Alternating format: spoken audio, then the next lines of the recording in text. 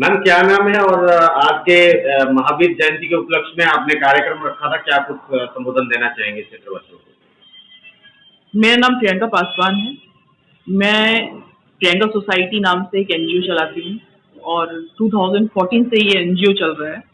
और इसमें इसमें करीब हमारे पास अब तो 200 हो गए होंगी महिलाएं। 200 महिलाओं को free of cost skill development, सिलाई सिलाई कढ़ाई बुनाई सिखाती हूँ, फ्री ऑफ कॉस्ट है। और मेरे पास में इस वक्त 500 प्लस बच्चे हो गए हैं जिनको एजुकेशन देती हूँ, और वो भी फ्री ऑफ कॉस्ट। इन सब का रीजन ये है कि जो महिलाएं हैं और जो यहाँ स्थिति है, यहाँ पे जो सोसाइटी है, तो वहाँ पे मैंने ज्यादातर देखा है कि यहाँ पे जो मेल होते हैं, जो घर के पुरुष होते हैं, वो महिलाओं को मारा पीटी करके उनसे उनका खुद का पैसा छीन लेते हैं, और फिर बच्चों की स्थिति खराब होती है। ले दे के बात ये होती है कि बच्चे पढ़ नहीं पाते हैं, फिर वो स्कूल ड्रॉप कर देते हैं। तो बच्चे स्कूल ड्रॉप ना करें, इसलिए हम उनको सपोर्ट करते हैं कि अगर अगर बच्चे को सही दिशा निर्देश मिल जाए तो अच्छा नंबर लाएगा, अच्छा पढ़ेगा, तो स्कूल वो नहीं छोड़ेगा।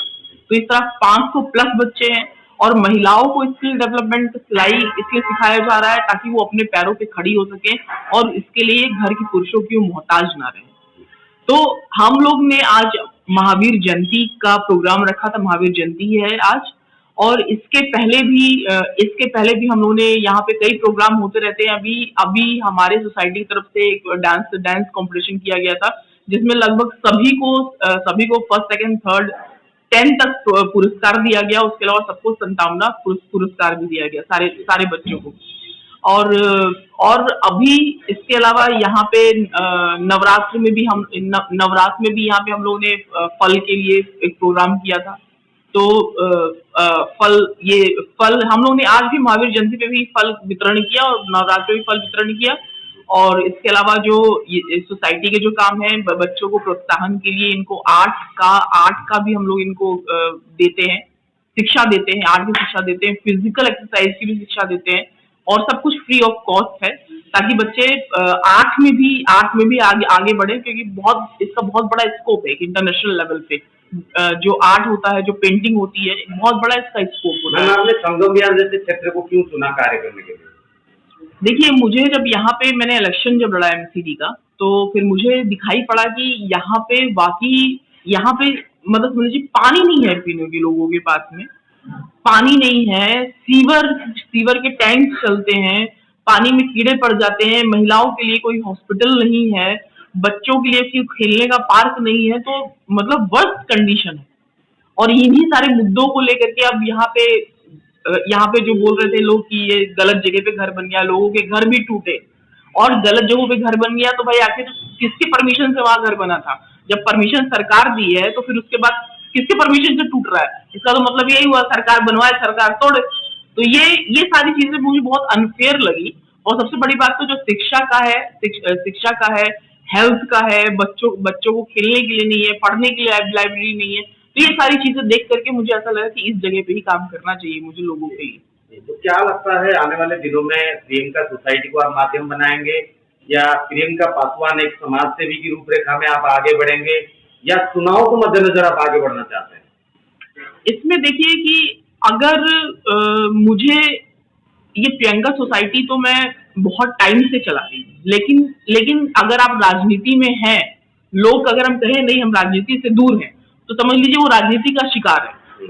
और इससे बेहतर है कि आप राजनीति में उतरिए, ताकि आप और सोशल वर्क अपना जो है और ज्यादा वाइड लेवल पे कर सके। क्योंकि आज तक हम लोगों ने किसी से कोई पैसा भी नहीं लिया है, कोई डोनेशन भी नहीं लिया है, ना गवर्नमेंट से कोई फंड लिया है। हम लोग का जो काम है, उसी में से पैसा बचा के हम लोग ये काम करते हैं। तो ले दे के मतलब ये है कि आज भी मैं डोनेशन के लिए अगर जाती हूँ, तो 20 चीजें वो बता देते हैं। लेकिन अगर मान लीजिए मैं किसी पॉलिटिकल उस पे सीट पे बैठी हुई हूँ, और मुझे काम चाहिए, मेरे जैसे और भी एनजीओ काम कर रहे हैं, तो डेफिनेटली उनके लिए ये सुलभ होगा कि आप लोगों के लिए काम कर रहे हैं, तो आपको फंड अलॉटमेंट के लिए ज्यादा जो झंझट होता है, वो चीजें दूर करूंगी। जो लोगों के लिए काम कर रहे हैं, उनके लिए उनकी हेल्प करूंगी मैं।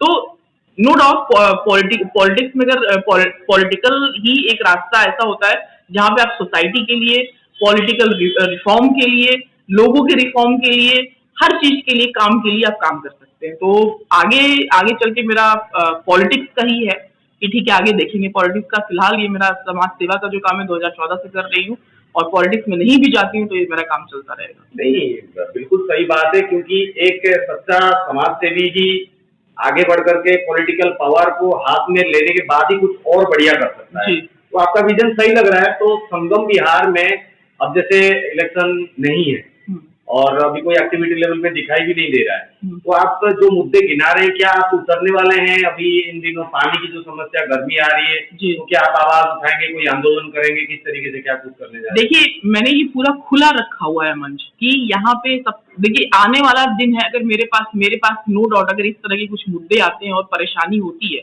और मेरे पास लोग आते हैं, तो डेफिनेटली मैं लोगों के साथ खड़ी हूँ। चाहे समस्या कोई भी हो।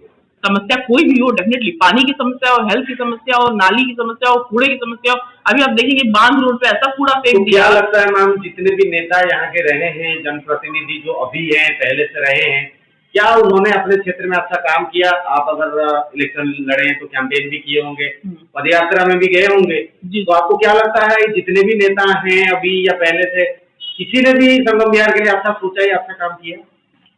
देखिए, अब कहने को तो सभी लोग नेता बनते हैं, और लेकिन वो जब मैं गई यहाँ पे, जो हमारा वार्ड नंबर 161 था, तो मैं यही यहाँ की बात बता सकती हूँ। और ये तो सबसे पहले सामान्य सीट था, फिर अचानक से ये हुआ कि महिला सीट होगा।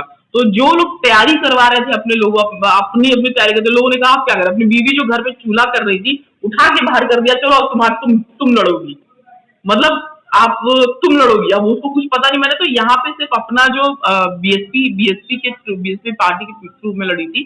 तो यहाँ पे जो जिस हिसाब से मैंने पद यात्रा की थी, वहां ना यहाँ ना मुझे बीजेपी का दिखाई पड़ा, ना आपका दिखाई पड़ा, और जो और भी थे जो इंडिपेंडेंट खड़े थे, किसी का भी नहीं दिखाई पड़ा। सब महिलाओं के लिए बड़ी बड़ी बातें करते हैं, महिलाओं के लिए ये करो, महिलाओं के लिए ये करो, लेकिन क्या है कि लड़ कहाँ है? आप अभी मैं जब जाके पूछती हूँ कैंडिडेट कहाँ है, जी वो घर में लड़ तो हम ही रहे हैं ना। पुरुषों को इस तरह का वक्तव्य होता है। तो मतलब इस सोचने की बात है कि तो सिर्फ संविधान की पावर है जो महिला सीट हो गई, लेकिन महिलाएं अभी भी कुछ है नहीं। वो चूल्हा चौकाई करेंगी और लड़ हम रहे हैं। वो क्या है, लड़ हम रहे हैं। तो इस तरह की तो मानसिकता है ही और रहती ही है। तो आगे क्या कुछ संबोधन देना चाहेंगे जिस क्षेत्र में आप रह रहे हैं? अभी देखेंगे इससे आप हमारे दर्शकों को क्या कुछ बोलना चाहेंगे? देखिए, मैं दर्शकों को यही बोलना चाहूंगी कि अपने बीच के इंसान को चुनिए, जो इंसान आपके साथ में खड़ा है, कुछ काम कर रहा है। अब जैसे कि मैंने जब यहाँ पद यात्रा की थी, तो फिर यहाँ पे बहुत ज्यादा मैंने नाली का कूड़ा, सारी चीजें थी, लोग परेशान थे। मैंने देखिए, मेरे पास तो कोई फंड नहीं, कोई पार्टी नहीं, कोई सीट नहीं, लेकिन फिर भी मैंने उस वक्त उनका परेशानी देखते हुए उनका कूड़ा वगैरह उठवाया था। तो लेकिन उसके बाद अब मैं क्या करूं, जब मेरे हाथ में कुछ है ही नहीं, तो जब कुछ है ही नहीं तो मैं करूंगी क्या? तो अभी अपने लेवल पे जितना कर सकती हूँ, हाँ। लेकिन अगर किसी को कभी भी कोई परेशानी है, संगम बिहार में कोई भी किसी को कोई दिक्कत है, इस पूरे विधानसभा में किसी को कोई दिक्कत है, डेफिनेटली मुझसे कांटेक्ट कर सकता है, और मैं उसके साथ खड़ी हूँ, चाहे वो मुद्दा कोई भी। बहुत बहुत धन्यवाद।